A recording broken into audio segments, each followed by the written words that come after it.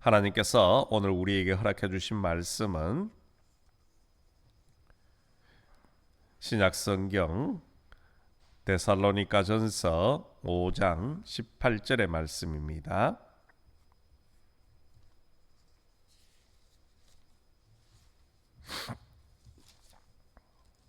데살로니가전서 5장 18절의 말씀은 제가 가지고 있는 신약성경 333면에 있습니다. 찾으신 줄 알고 제가 봉독해 드리겠습니다. 범사에 감사하라. 이것이 그리스도 예수 안에서 너희를 향하신 하나님의 뜻이니라. 아멘. 오늘도 우리 주님 앞에 오시는 모든 성도들이 하나님의 은혜와 축복이 있기를 간절히 소망합니다. 오늘 우리가 추수감사주일로 지키는 날입니다. 지난 한 해 동안 우리의 삶에, 우리의 가정에, 우리의 일터에 하나님의 인도하심과 또 하나님의 축복을 늘 기억하시고 감사하는 삶이 되기를 주님의 이름으로 간절히 소망합니다. 그 감사함이 여러분의 가정과 또 이웃으로 온 세상으로 흘러가는 축복의 은혜가 있기를 간절히 소망합니다. 평생 감사라는 책을 쓴 정광 목사님은 감사는 학벌이 좋은 사람, 돈이 많은 사람, 건강한 사람, 외모가 아름다운 사람이 하는 것이 아니라 깨닫는 사람이 감사할 수 있다, 그런 말을 했습니다. 다시 말해서 깨달은 사람이 하나님 앞에 감사의 인생을 산다는 것이요, 깨달음은 곧 하나님의 은혜를 입은 사람을 말하는 겁니다. 하나님의 은혜로 아는 사람이 바로 감사하는 인생이 되어진다라는 것이요. 평생 감사라는 책에 보면 이런 이야기가 나옵니다. 어느 날 노만 빈센트 필 목사님께서 기차를 타고 여행을 떠나게 되었습니다. 그런데 맞은편에 한 중년의 부부가 앉아 같이 길을 떠납니다.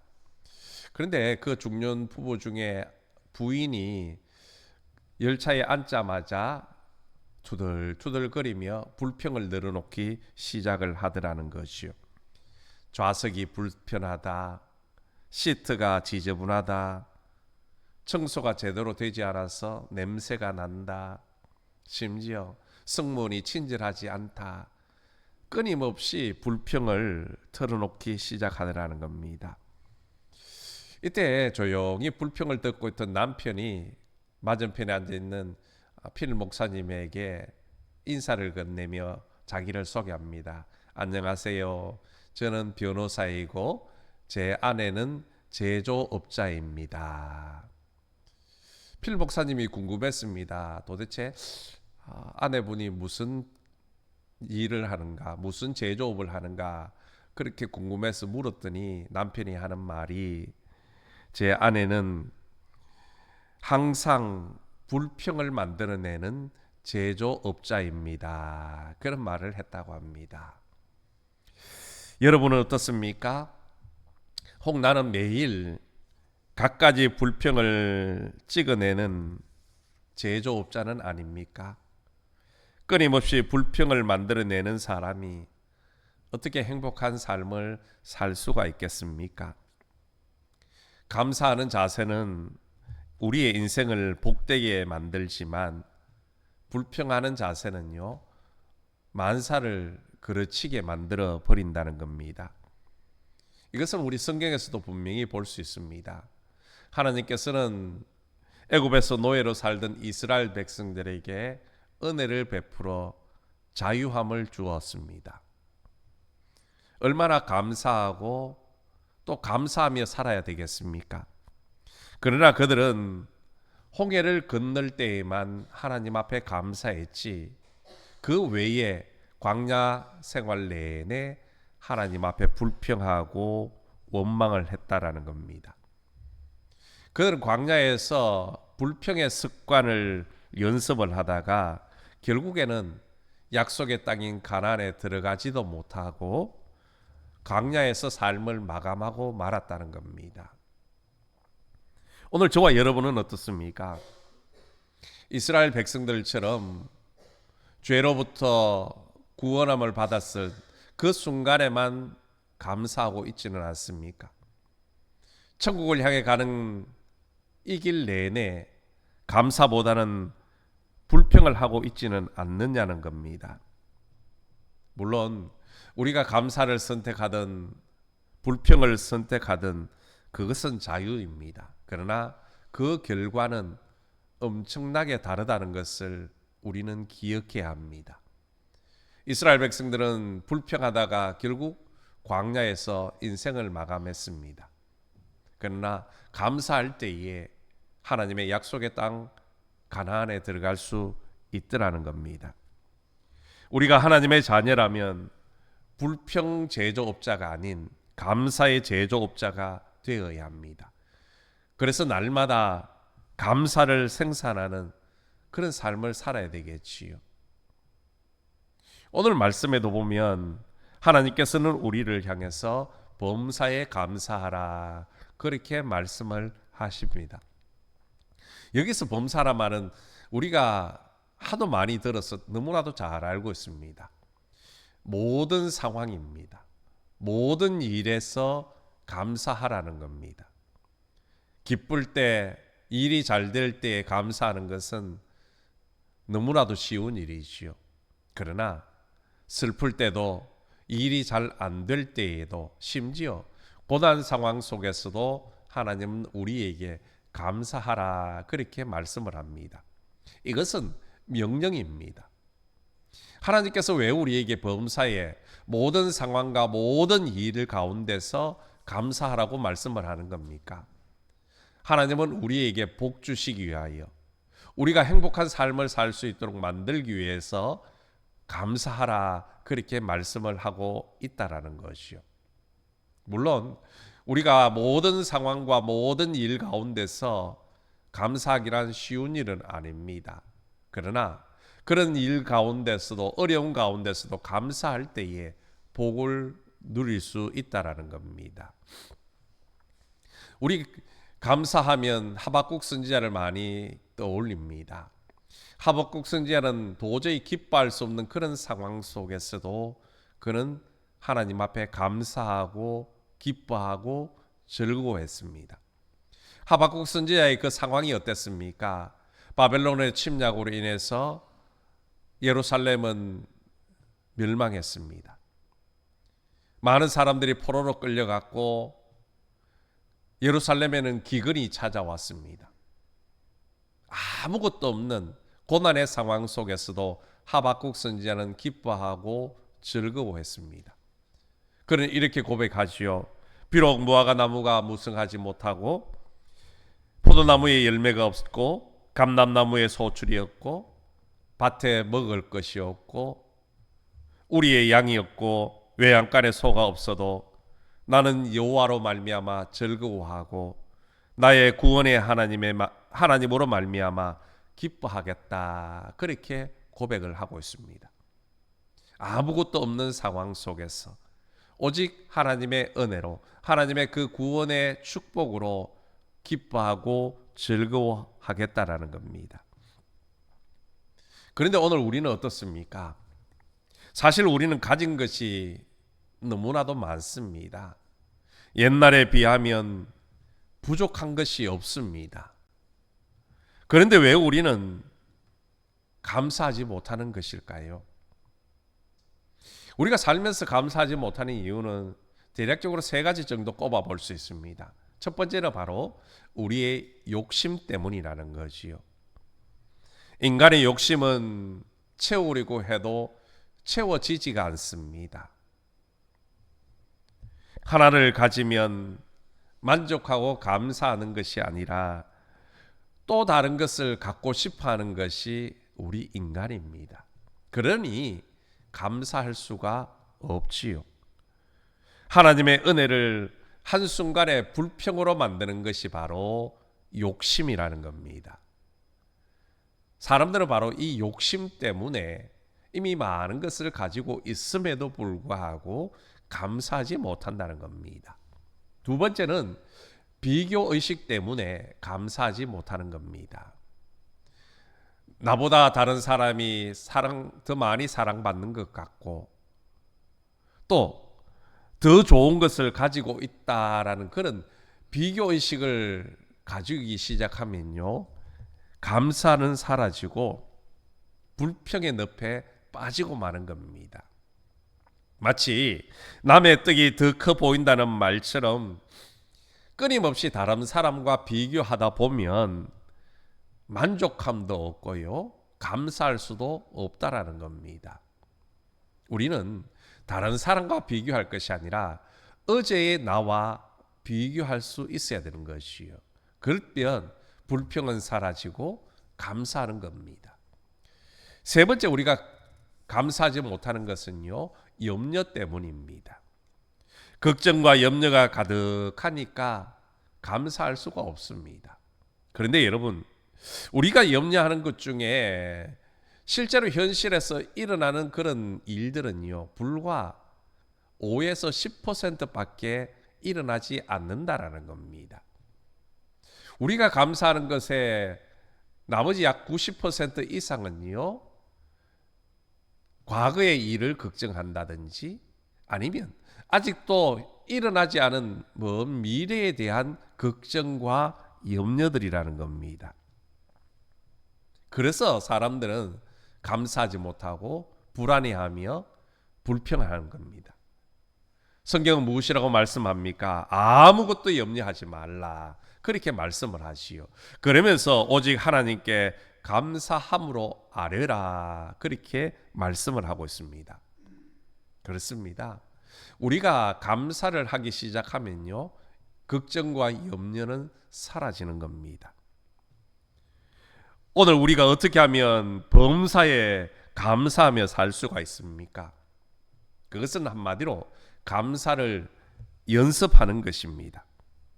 연습을 통해서 감사를 습관화시키고 감사를 생활화시키는 겁니다. 연습하지 않고는 우리가 범사에 감사할 수가 없습니다. 감사를 표현하는 연습을 해야 한다는 것이요. 입이 떨어지지 않아도 감사를 연습해야 합니다. 오글거려도 감사를 연습해야 합니다. 작은 것에도 감사를 표현하는 연습을 해야 한다는 것이요. 아무것도 아닌 일에도 감사를 표현해야 하는 겁니다. 내 성격에는 안 맞아도 연습해야 합니다. 그럴 때에 하나님의 더 큰 은혜와 축복을 우리가 누리며 살 수 있다라는 것이요. 연습을 통해서 습관화 만들고 생활화 만들면요, 어느 순간부터 우리는 감사의 인생을 살 수 있더라는 겁니다. 한 가정의 가족들이 모여서 저녁 식사를 하게 되었습니다.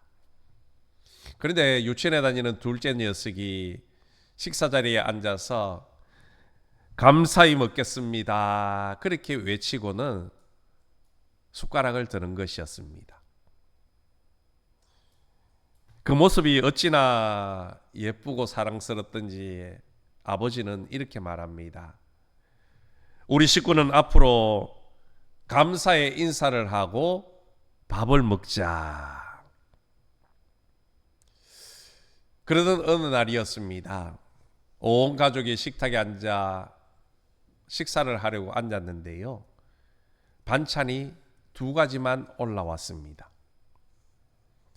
식구들 앞에서 아버지가 불평을 하기도 뭐하고 또 감사한 후에 식사를 하자 그렇게 말했던 것도 있고 해서 감사를 하기는 해야 되겠는데 뭘 해야 되나 한참을 고민하다가 자신도 모르게 입술에서 이런 말이 툭 뱉어졌습니다.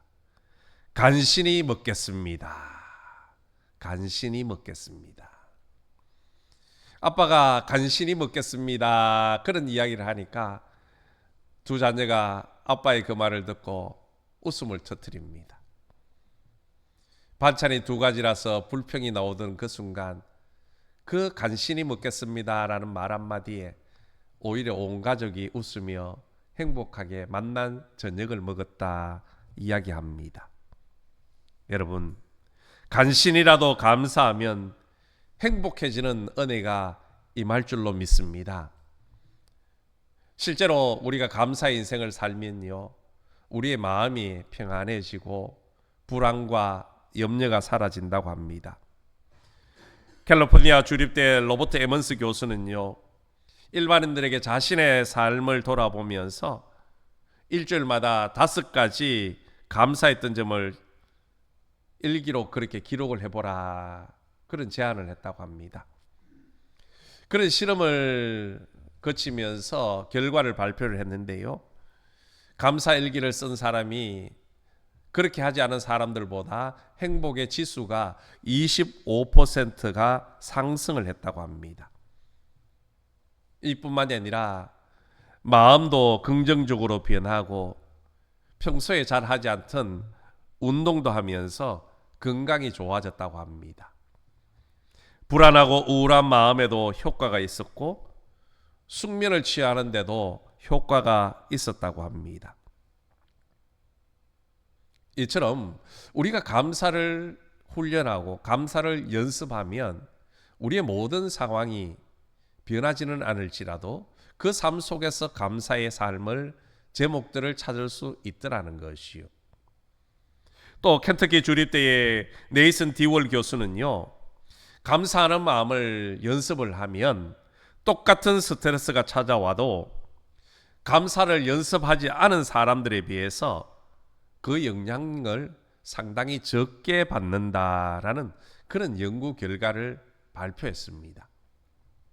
다시 말해서 감사하는 마음은 외부의 스트레스로부터 보호막을 형성하게 되어지고, 그러다 보니까 자연스럽게 그 불평이, 스트레스가 우리를 쉽게 뚫지 못하게 되어졌다, 그런 결과였습니다. 그렇습니다. 감사의 햇살이 환하게 내려비치면요, 그의 삶은 맑음입니다. 감사의 햇살이 불평의 구름에 가리기 시작하면요, 그 삶은 흐리기 시작하는 겁니다. 그리고 그 불평이 연속되면 그 삶은 장마가 끼이는 겁니다. 왜 그렇습니까? 행복이라는 것은 감사의 문으로 들어오고 불평의 문으로 나가기 때문입니다. 불행한 사람이라도 감사하면 행복한 사람이 되고, 행복한 사람이라도 불평하면 불행한 사람이 되더라는 겁니다. 여러분, 감사하면 제일 먼저 내가 행복해지는 겁니다. 내가 행복해지면 가정이 행복해집니다. 가정이 행복해지면요, 이웃과 화목할 수 있더라는 겁니다. 그러므로 우리는 삶 속에서 감사를 습관화하고 생활화해야 됩니다. 억지로라도 감사해야 합니다. 간신이라도 감사해야 됩니다. 그런 삶을 살기 위해서는 연습을 해야 합니다. 훈련을 해야 한다는 것이요. 모든 것을 감사하는 마음으로 바라보는 시선을 연습을 해야 합니다. 감사하는 사람은 하나님을 바라보지만 불평하는 사람은요, 사람을 쳐다보기 시작하는 겁니다. 감사는 습관입니다. 매일 꾸준히 하지 않으면 어느새 나도 모르는 사이에 불평이라는 것이 스며들기 시작하고, 그러다 보면 감사는 멀어지는 것입니다. 긍정적인 상황에서 뿐만 아니라 손실에서도, 사람에 대해서도, 자기 자신에 대해서도 감사합니다라고 그런 말을 연습하는 것이 필요하다는 거지요. 연습을 해야 습관화될 수 있고요, 생활화될 수 있는 겁니다. 뒷북치는 사람이 인생에서 성공하기는 힘든 법입니다. 우리가 무엇에든지 성공을 하려면요, 앞북을 쳐야 되는 겁니다. 그래야 사람들이 따르는 지도자가 되어질 수 있지요. 세상에서도 성공하는 비결이 바로 앞북을 치는 사람들입니다. 남들 다 성공한 그 길을 뒤따라가면요, 결국은 성공하기보다는 실패할 확률이 더 많더라는 것이요. 감사도 뒤늦게 치는 뒷북 감사는 효력이 약합니다. 앞북 감사를 드려야 주님이 기뻐하시고 우리 인생의 길을 활짝 열어주시는 겁니다. 범사에 감사하는 것은 바로 앞북을 치는 행동인 것입니다. 무슨 일이 일어날 때마다 항상 앞북을 치면서 범사에 감사하는 습관이 중요하다는 것이요. 그러기 위해서는 연습을 해야 되는 겁니다. 힘들어도 감사합니다. 일이 잘 될 때에도 감사합니다. 그런 감사를 연습을 할 때에 습관화가 되어지고 생활화가 되어지는 겁니다. 그런 감사의 삶을 살면 우리 인생에 예기치 못한 은혜와 복을, 기적의 은혜를 누리게 되어진다는 것이요. 한국재난구호 이사장이신 조성래 목사님의 간증입니다. 목사님이 전도사 시절에 섬기던 교회 집사님이 300만 원이라는 큰 돈을 잃은 적이 있다고 합니다. 낙심하고 있어서 전도사님이 신방을 찾아갔습니다. 당시 300만 원이면요, 시기가 좀 오래되어서 그렇지 서울 변두리에 작은 집을 살 수 있을 만큼 큰 금액이었다고 합니다. 금액을 잃어버렸으니, 그 큰 돈을 잃어버렸으니 얼마나 낙심했겠습니까? 그래서 도대체 어찌 된 일입니까? 물었더니 이 집사님이 동네 사람들과 계를 하고 있었다고 합니다. 그런데 계주가 그만 돈을 가지고 야반 도주를 했더라는 것이요. 그래서 전도사님은 그 집사님에게 이런 말을 했다고 합니다. 집사님, 하루에 70번씩 감사해 보세요. 그랬더니 집사님이 화를 벌컥 내시면서, 전도사님, 불난 집에 부채질 하십니까? 제가 남편 몰래 그 돈 모으느라고 얼마나 고생했고, 남편이 이 사실을 알면 저는 이혼을 당할 수도 있습니다. 이런 상황에서 무슨 감사를 하라는 것입니까? 그것도 한두 번도 아니고 매일같이 70번이나 감사를 하라니 말도 안 됩니다. 그러자 전도사님이 다시 한 번 더 집사님에게 이런 말을 합니다. 그래도 내일부터 감사를 한번 해보십시오. 그렇게 권면을 하고 교회로 돌아왔습니다. 그런데 약 3개월이 지나고 금요 예배 때 이 집사님이 간증을 하게 되어졌습니다. 전도사님께서 하루에 70분 감사를 하라고 하셨을 때에 솔직히 화가 났습니다. 그런데 그 말이 일주일 내내 저의 머릿속에서 떠나지가 않았습니다. 그래서 억지로 감사하기를 시작했습니다. 물론 처음에는 하루에 5가지도 하기가 힘이 들었습니다. 하지만 어느 순간부터 감사할 일들이 많아지기 시작했습니다. 아침에 눈을 뜬 것도 감사를 했고요. 가족들이 함께 밥을 먹을 수 있는 것도 감사했습니다. 아이들이 학교를 가는 것도, 남편이 출근을 하는 것도 감사했고, 그러다 보니까 한 달쯤 지나서는 하루에 70가지 이상의 감사의 제목들이 입술을 통해 선포되기 시작했습니다. 그리고 놀라운 일이 일어났다고 합니다. 어느 날 새벽에 띵동띵동 초인종 소리에 잠을 깼습니다.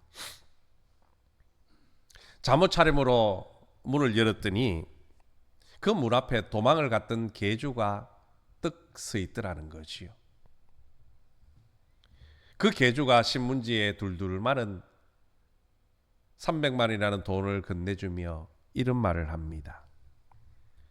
한 달 전부터 밤에 잠을 자는데 당신이 꿈속에 나타나서 계속해서 내 목을 조르라서 도저히 내가 잠을 잘 수도 없고 힘들고 괴로워서 이 돈 가지고 왔다. 그러면서 돈을 전해주고는 쏜살같이 도망을 쳐버렸습니다. 이 집사님이 그 돈다발을 들고 하나님 앞에 감사하며 고백을 드렸다는 겁니다. 여러분, 감사는 사람의 마음도 움직이고 하나님의 마음도 움직이는 힘이 있는 줄로 믿습니다. 우리가 감사하면요, 모든 상황들이 하나님의 은혜 가운데 변화되어지는 겁니다. 여러분, 행복은 멀리 있는 것이 아니라 우리 일상 속 아주 작은 순간들에 숨어 있다라는 말이 있습니다. 때로는 바쁜 일상에 치여서 혹은 큰 고민과 걱정 때문에 그것에 사로잡혀서 우리 주변의 소중한 것들을 놓치고 살아가기가 쉽습니다. 하지만 우리가 감사하는 마음을 연습을 하면요, 평범했던 일상도 특별한 행복으로 가득히 채울 수가 있습니다. 감사는 행복을 키우는 가장 쉽고 가장 따뜻한 마음의 연습이라는 것이요. 세계적으로 영향력이 있는 여인 중에 한 분이 바로 오프라 윈프리입니다. 그녀는 과거의 삶은요, 암울했습니다. 사생아로 태어났고 미혼모의 자녀였습니다. 삼촌에게 성폭행을 당했고요, 마약에 취해 살았습니다. 그런 그녀가 오늘날 세계적으로 영향력을 끼칠 수 있었던 이유 중에 하나를 이렇게 꼽고 있습니다. 바로 매일같이 감사의 일기를 쓴 것이었다. 오프라 윈프리는 매일같이 5가지의 감사의 제목들을 찾아서 기록을 했다고 합니다. 그것을 또한 주변 사람들과 함께 나누었다고 이야기를 합니다. 그랬더니 자신의 삶이 변화되고 졌더라는 것이요.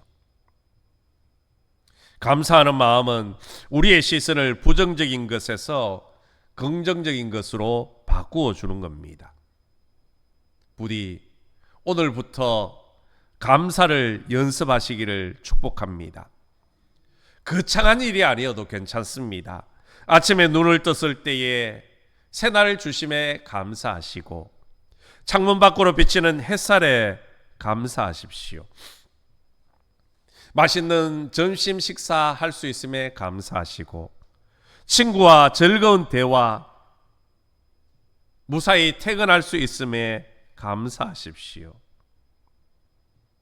매일 잠자리에 들기 전 오늘 하루 감사했던 일 3가지 떠올려 보십시오. 처음에는 어렵게 느껴질 수도 있습니다. 그러나 꾸준히 연습을 하다 보면요, 어느 순간부터 감사할 일들이 우리 주변에 가득하다는 것을 느끼게 될 것입니다. 이런 감사의 연습은 우리의 마음을 풍요롭게 만들고 긍정적으로 만들어주는 겁니다. 스트레스와 불안감을 줄여주고 삶에 대한 만족도를 높여주는 효과가 있을 겁니다. 감사는 우리에게 더 많은 행복을 가져다 줄 수 있는 힘과 능력이 있습니다. 그러므로 오늘부터 감사를 연습하시기 바랍니다. 그래서 저와 여러분 삶 가운데 그런 감사의 연습을 통해 범사에 감사가 넘치는 그런 행복하고 복된 삶이 되시기를 주님의 이름으로 축원합니다. 하나님 아버지 감사합니다. 주님은 우리에게 범사에 감사하라 말씀하십니다. 모든 일, 모든 상황 속에서 하나님 앞에 감사하라는 명령이었습니다.